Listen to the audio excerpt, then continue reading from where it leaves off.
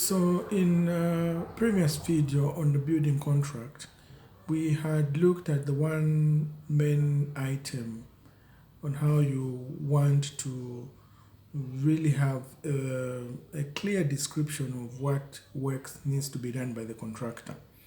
We also looked at how you need an architect to help you define the specifications in the building plans. So the second component we want to look at is we want to look at the building costs of the project. You want to include the contract amount, so to speak. But then also you want to define how you are going to make payments. Is it going to be every month? Is it going to be at every particular milestone? So we want to really be very specific and clear about that. I know, like for example, in most cases, like 4-bedroom, 5-bedroom, single-story houses, I normally get to break down in 5 payments if I'm dealing with a well-structured contractor. So excavations and foundations and pouring of concrete in the foundation would be looked at as one payment. And then you build towards completing the slab, the ground slab. You again issue one payment. And you have your superstructure to roof level, you have one payment. And then also you have payment at the installation of the roof. And plaster and paint and installing of the tiles, again, you look at that as one payment. So it becomes very easy to deal with the contractor. Not only that, but also you find that even when the contractor issues an invoice, they generally have 5 days to 7 working days working period, but it gives you a lot of time to maneuver around and make those payments. What I like with dealing with individual laborers, I've had experiences where the contractor the laborer has worked day one, and at knocking off time, remember this is first day, at knocking off time he wants upfront payments. In the beginning I used to do a lot of that, but then with time I realized that as I do that, I noticed that these guys, they tend to lose momentum. Because you've already given them upfront money and they begin to really lose momentum to work. They lose that zeal to come and work. So in the end, I stopped doing those kind of favors. But not only that, I would also experience a situation where if you have agreed that I'll be paying you every week, so whether he has finished the works or not, he is expecting payment. Times there are those who would prefer to be paid on daily basis. So if you look at, as you trying to manage some of these things, you realize at the end of the day, it just makes you busy for nothing. So with the experience that I've had, I tend to prefer really working with a general registered contractor. Registered with a builders association, not really registered as a company, but registered also as a recognized builder with a builders association, whether it be masters association, whether it be housing association, but he must be recognized by those institutions. So those are the things which I would experience when I'm dealing with laborers individual laborers and versus dealing with a general contractor.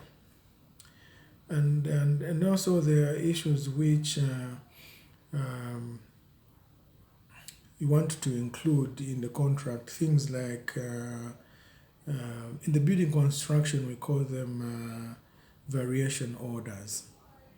These are basically unforeseen work that comes,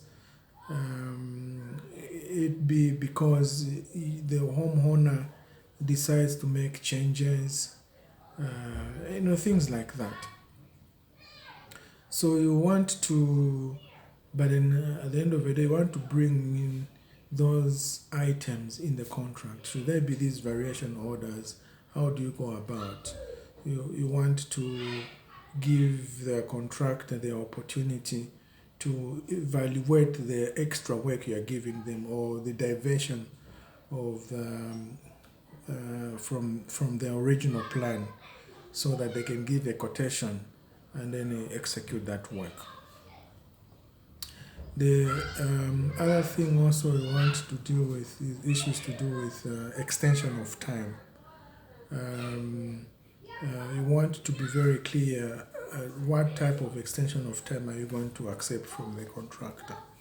Is it going to be those genuine ones which could include things like late delivery of material, whether it was raining for 2, 3, 4 days,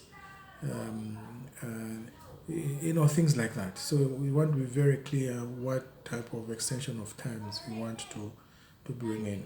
Because at the end of the day, you have a contract plan. You have stipulated when you want to start, and then you've stipulated also when you want to finish with the works. For example, in my situation, I always tend to put in penalty clauses, and for simple reasons where you have a plan. You have a plan. So, for example, in your case, you may find that you may be renting a house somewhere, and you've calculated such that after 9 months, after 12 months, you should have moved in the new house. Should you fail to do that, you'll be spending double, so to speak, and you want to be very clear with your contractor to say, if you don't finish at such a particular time, I will be penalizing on a daily basis. And that have not moved places, I'm still renting, and that money that I'll be penalizing, I'll be using it towards paying my rentals.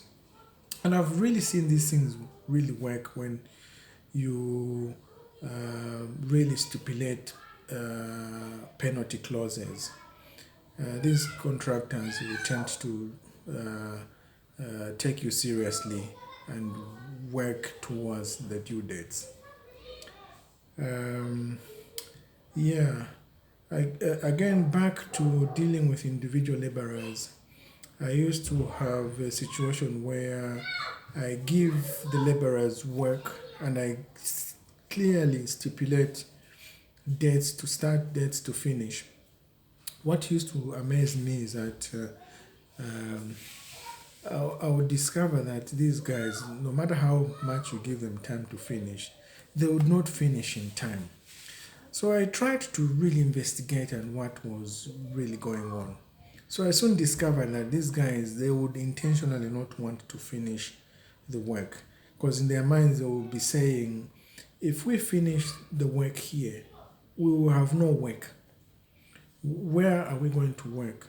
So they will reluctantly be working towards those dates that you'd given them, so that they would continue sucking from you, so to speak.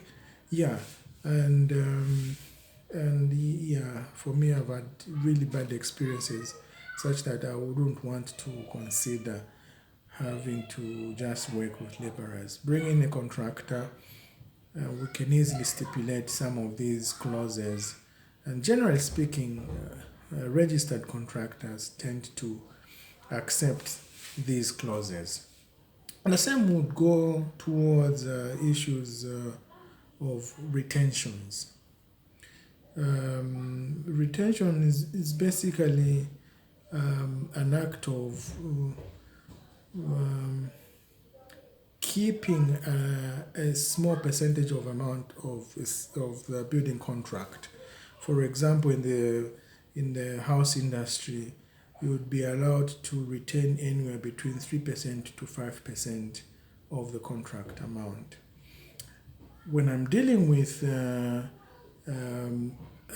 general contractor, it's very easy for me to have that clause in the contract. And I normally target mainly two things, plumbing work and roof, the construction of the roof. You find that, again, I've had situations where you bring in an individual plumber, he does the work, and everything is closed up, you plaster, you paint, and then at the time later on you come and test the water pressure onto the building, you realize pipes are bursting in the walls and in the ceilings, and you've already paid the contract, you've already paid the plumber guy, and he's gone. I had a situation where that happened. I called the guy to come. First time he comes and fixed. But of course he comes and open up the walls, find his pipes, fix the pipes, close it up, then you plaster, and then you paint. Those are extra works. And so he left. Again, like in less than a week, again we had a problem with leaks in a different wall. We called him, and this time around he said, no, I'm busy this. Call him this, I'm busy that. Call him this, I'm busy that. And before I knew it, I realized, look, this is going to be a problem. I'm basically chasing after the wind here. And the questions really arise in mind is, look, in the first place, I don't even have a contract with him. And where do I take him? Do I take him to the police, and then what? Where do I take him? Do I take him to court, and then what? So it becomes a very difficult situation. So that is why rather I would want to deal with the main contractor, and then have that clause. And usually I tend to put 3 months retention period, such that if there is any problem with the leaks, we call the contractor, he comes and fixes. And when it comes to the roof, you find that at times when you are building, it's dry season, it's summer season. And 3 months, 4 months later, it begins to rain. And then that's when you really begin to see leaks coming from the roof. Again, at that point, you are able to bring in the contractor and say, look, come and fix. And they would easily come and fix, because remember, you are holding some of their monies. And then that also begins to point me to warranties. You want also the contractor to have some kind of a warranty insurance. An insurance that would go up to 3 months, 6 months, such that if again something goes wrong, we are able to call them, bring them on site to fix and attend to whatever problem you have. So those are the advices that I will give, and those are the advantages that you have on having a general contractor versus just hiring individual laborers.